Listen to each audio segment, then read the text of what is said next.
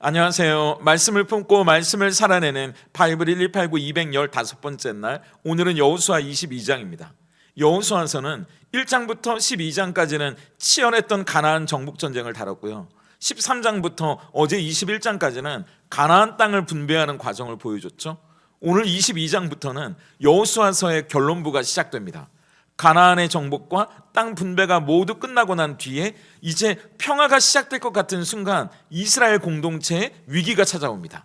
오늘 22장은 오랜 시간 동안 함께 싸웠던 지파들이 오해 때문에 서로에게 칼을 겨누는 순간, 그리고 그 위기를 넘어 다시 화평으로 나아가는 과정을 보여줍니다. 먼저 1절부터 9절까지는 요단 동쪽 지파의 명예로운 귀환과 축복의 이야기예요. 전쟁이 끝나자 여호수아는 르우벤, 갓, 므낫세 반지파를 실로로 불러서 그들의 노고를 치하합니다. 3절을 보세요. 오늘까지 날이 오래도록 너희가 너희 형제를 떠나지 아니하고 오직 너희의 하나님 여호와께서 명령하신 그 책임을 지키도다. 이 지파들은 이미 요단 동편에 얻어놓은 자기들의 땅과 집, 그리고 사랑하는 아내와 자녀들을 두고 온 가장들이에요. 7년이나 계속된 전쟁 동안 형제 지파들을 위해 함께 싸워준 사람들입니다. 우리는 여기서 단순히 지파 간의 의의를 넘어서 하나님의 신실하심을 보게 돼요. 3절에서 형제를 떠나지 아니하고, 이 말에서 떠나지 않았다는 말이요, 하나님이 여호수아에게 두려워하지 말고 떨지 말라고 말씀하시면서 내가 너를 떠나지 않겠다고, 버리지 않겠다고 하셨을 때 그 단어거든요. 그러니까 다른 형제가 제대로 설 때까지, 그들이 기업을 얻을 때까지 그들과 함께 싸우면서 곁에 자리를 지켜주는 모습에서 우리에게도 끝까지 책임져 주시는 하나님의 사랑을 다시 한번 감사하게 되는 겁니다. 그렇게 여호수아는 그들을 축복하고 보내면서 동시에 5절과 같은 당부를 건네는데요. 5절을 보세요. 오직 여호와의 종 모세가 너희에게 명령한 명령과 율법을 반드시 행하여 너희의 하나님 여호와를 사랑하고 그의 모든 길로 행하며 그의 계명을 지켜 그에게 친근히 하고 너희의 마음을 다하며 성품을 다하여 그를 섬길지니라 하고. 왜 이런 당부를 했을까요? 전쟁터에서만 공격이 있는 게 아니고요, 전쟁이 끝나도 찾아오는 더 큰 공격이 있는데, 그건 평화로운 일상의 나태함입니다. 삶은 평안해지는데 긴장은 풀리고 마음은 느슨해지는 거죠. 이제 하나님이 없어도 살만해지는 그때가 위기입니다. 그때 필요한 게 하나님과 친근히 알아가라는 말이에요. 이건 하나님께 꼭 붙어 있으라는 말입니다. 우리도 마찬가지죠. 예배의 자리, 은혜의 자리에서 하나님께 꼭 붙어 있는 게 우리를 지키는 길입니다. 이어지는 10절부터 20절까지는 제단 사건으로 인한 오해와 갈등인데요, 그렇게 기쁜 마음으로 집으로 돌아가던 요단 동편 지파들이 가는 길에 요단강 언덕에 제단을 쌓게 되는데, 10절을 보세요. 르우벤 자손과 갓 자손과 므낫세 반지파가 가나안 땅 요단 언덕가에 이르자 거기서 요단가에 제단을 쌓았는데 보기에 큰 제단이었더라. 여기서 보기에 큰이라는 표현은 단순히 물리적인 크기만이 아니라 눈에 띄는 과시적인 이런 뉘앙스를 담고 있거든요. 왜 이렇게나 큰 제단을 쌓았을까요? 나중에 밝혀지지만 그들에게는 불안이 있었거든요. 이제 요단강을 건너가면 서쪽의 가나안 땅과도 멀어지고 성막이 있는 실로와도 멀어지잖아요. 그러니까 이들의 마음에 지금은 괜찮지만 나중에 본인들이 죽고 난 뒤에 자손들이 걱정이 되는 겁니다. 저 가나안의 땅을 얻은 지파들이 요단강을 건너 동편의 우리 자손들에게 이제 너희는 우리와 상관이 없다고, 하나님과도 상관이 없는 사람들이라고 우리 자손들을 배척하면 어떡하지? 그런 불안이 찾아온 겁니다. 그런 마음에서 우리도 하나님의 백성이란 걸 증명할 눈에 보이는 확실한 표시가 필요했던 거죠. 그런데 그 방법이 좀 서툴렀어요.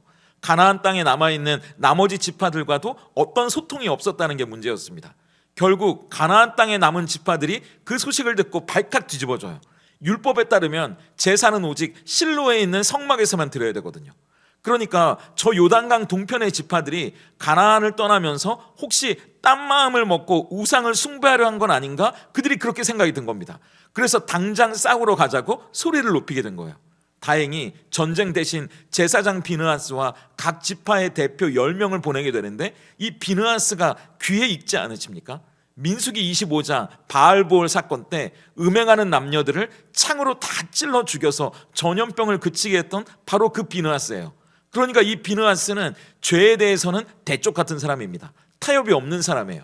그래서 요단 동편 지파를 만나자마자 이 비느하스가 따지면서 몰아붙이기 시작하는데 16절을 보세요. 여호와의 온 회중이 말하기를 너희가 어찌하여 이스라엘의 하나님께 범죄하여 오늘 여호와를 따르는 데서 돌아서서 너희를 위하여 제단을 쌓아 너희가 오늘 여호와께 거역하고자 하느냐. 묻지도 따지지도 않고 정죄부터 합니다. 그리고 17절에서 20절까지 부올의 죄와 아간의 죄를 들먹이면서 한 사람의 죄가 공동체 전체를 심판으로 몰아넣었는데 지금 너희가 이런 잘못을 지으면 너희 때문에 우리까지 죽게 됐다고 분노하는 거예요. 이건 사실 이스라엘 12지파가 가지고 있는 영적인 트라우마가 있다는 말이에요. 아간 한 사람 때문에 아이성 전투에서 패배했잖아요. 부올의 죄 때문에 전염병으로 24,000명이나 죽습니다. 그러니까 요단 동편 지파가 세워놓은 저 눈에 띄는 커다란 제단이 만약 우상 숭배에 쓰여진다면 그 제단은 하나님의 진노가 쏟아지는 핵폭탄처럼 보였을 거예요. 그럼 나머지 지파들도 다 죽는 겁니다. 그러니까 얼마나 불안하고 두려웠겠어요. 여기서 우리가 봐야 할 건 요단강 동편 지파이든 서쪽에 남아있는 지파이든 모두가 다 두려움에 사로잡혀 있었다는 겁니다. 요단강 동쪽 지파는 혹시 우리가 잊혀지고 버림받으면 어떡하지? 이 불안 때문에 요단강 서쪽 지파와 어떤 소통도 없이 커다란 제단을 만든 거고요. 또 남아있는 서쪽 지파는 쟤네들 때문에 우리가 하나님께 멸망당하면 어떡하지? 쟤 때문에 우리 공동체가 망하면 어떡하지? 그 두려움 때문에 이야기를 듣기도 전에 성급하게 판단하고 정죄한 거죠. 이게 우리 인간관계의 본질일지도 몰라요. 우리는 상대방의 행동 뒤에 숨겨진 마음을 보지 못하고 겉으로 드러난 현상만 보잖아요. 그리고 판단하죠. 우리도 그렇게 서로의 마음을 읽지 못하고 각자의 두려움 속에서 그 관계를 깨뜨립니다. 하지만 21절부터 34절까지 이 일촉즉발의 위기가 진실한 대화를 통해 놀라운 반전을 맞이하게 됩니다. 비느하스의 추궁 앞에 다행히 동쪽 지파가 감정적으로 맞대응하지 않고 자기들의 진심과 결백을 차근차근 이야기하는데요. 22절을 보세요. 전능하신 자 하나님 여호와 전능하신 자 하나님 여호와께서 아시나니 이스라엘도 장차 알리라. 이 일이 만일 여호와를 거역함이거나 범죄함이거든 주께서는 오늘 우리를 구원하지 마시옵소서. 전능하신 하나님의 이름을 3번이나 반복하면서 우리가 제단을 쌓은 건 절대 우상 숭배가 아니라고 해명하면서 24절부터 28절까지 제단을 쌓은 진짜 이유는 미래의 우리 후손들을 위해서였다고. 나중에 요단강을 사이에 두고 가나안 쪽 지파와 상관없는 지파가 돼버릴까봐 우리 후손들이 이 제단을 보면서 우리 조상들도 같은 하나님을 섬겼다는 걸 보여주기 위해 제단을 쌓은 거라고, 그래서 증거를 남긴 거라고 진심을 고백하는 거예요. 그러자 그때서야 오해가 눈 녹듯이 사라지고 평화가 찾아옵니다. 요단 동편 지파들의 방법은 물론 서툴렀어요. 그래서 오해를 샀지만 그 마음 중심에는 여호와 하나님을 향한 신앙을 잃어버리면 어떡하지? 그 거룩한 염려가 있었다는 걸 알게 됐기 때문입니다. 그리고 마지막 34절에서 그 제단의 이름을 엣이라고 부르는데 이게 증거라는 뜻이거든요. 34절을 볼까요? 르우벤 자손과 갓 자손이 그 제단을 엣이라 불렀으니 우리 사이에 이 제단은 여호와께서 하나님이 되시는 증거라 함이었더라. 처음에 이 제단은 오해의 제단이었고 분열의 상징이었잖아요. 그런데 진실한 대화와 하나님 앞에서의 고백을 통해 이 제단은 이제 화해의 제단, 연합의 증거가 됐습니다. 서쪽 지파는 동쪽 지파에게 하나님을 향한 중심이 있다는 걸 확인했고요. 동쪽 지파도 서쪽 지파의 거룩한 열심을 이해했어요. 비록 요단강이 그들을 갈라놓고 있었지만 여호와 하나님은 한 분이시다라는 신앙 고백 안에서 여전히 그들이 한 형제라는 걸 확인하게 된 겁니다. 하지만 여기서 우리가 잊지 말아야 할 게 있어요. 동쪽 지파가 만든 제단은 모형에 불과했다는 거죠. 28절을 보면 그건 실제로 제사를 드리기 위한 게 아니라 실로에 있는 진짜 제단을 가리키는 표지판 역할만 해야 했으니까요. 이게 뭘 의미하는 겁니까? 진짜 제단은 실로에 따로 있다는 거예요. 그렇다면 우리 인간들이 만든 어떤 제도나 건물, 상징물들도 우리를 구원하거나 하나 되게 하는 제단이 될 수 없다는 거죠.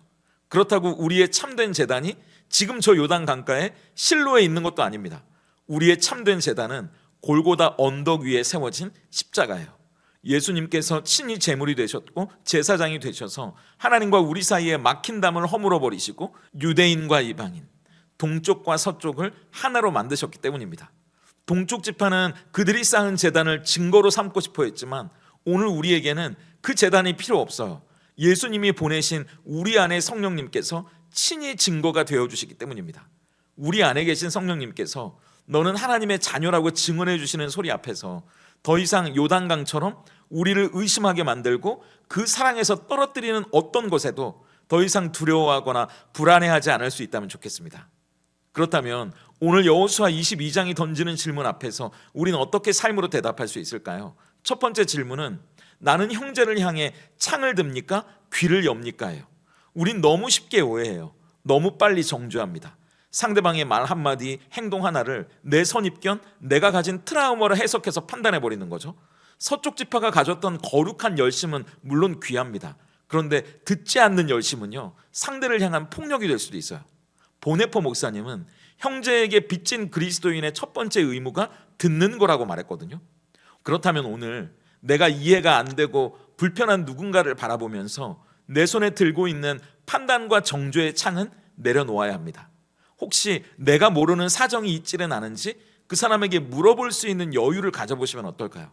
오해와 갈등의 벽을 허무는 유일한 망치는 상대방의 진심을 들어줄 수 있는 경청의 실력에 있다는 걸 잊지 마시기 바랍니다. 그리고 두 번째 질문은 나는 제단을 쌓고 있습니까? 제단이 되고 있습니까?예요. 동쪽 지파가 큰 제단을 쌓은 이유가 뭐였죠? 서쪽 지파에게 잊혀질까 봐, 하나님의 백성 중에서 버림받을까 봐 두려움, 불안감에 큰 제단을 쌓은 거잖아요. 하나님이 주신 약속만으로는 안심이 안 되는 겁니다. 눈에 보이는 커다란 뭔가를 만들어 놔야 내가 마음이 놓이는 거예요. 우리도 그럴 때가 있지 않습니까?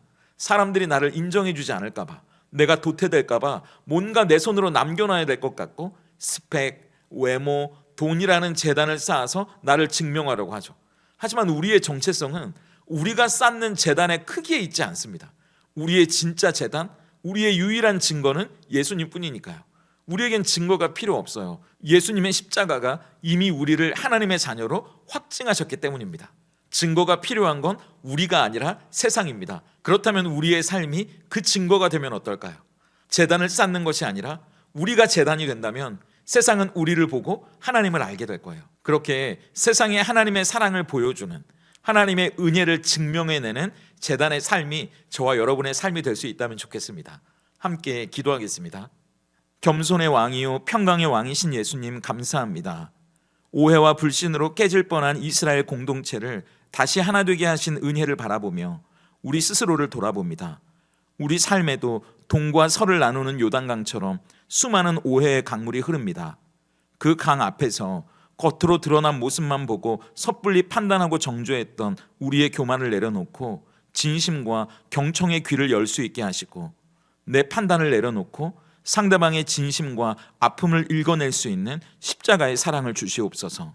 우리 안에 불안과 인정받고 싶은 욕구 때문에 크고 화려한 제단을 쌓으려 했던 어리석음도 내려놓습니다. 오직 예수님의 십자가만이 우리의 영원한 증거임을 믿사오니 그 안에서 참된 안식을 누리며 우리 가정이, 우리 교회가 세상 속에 하나님의 살아계심을 보여주는 거룩한 증거, 세상을 향한 제단이 되게 하시옵소서. 막힌 담을 허물어 둘을 하나 되게 하신 예수님의 이름으로 기도드립니다. 아멘.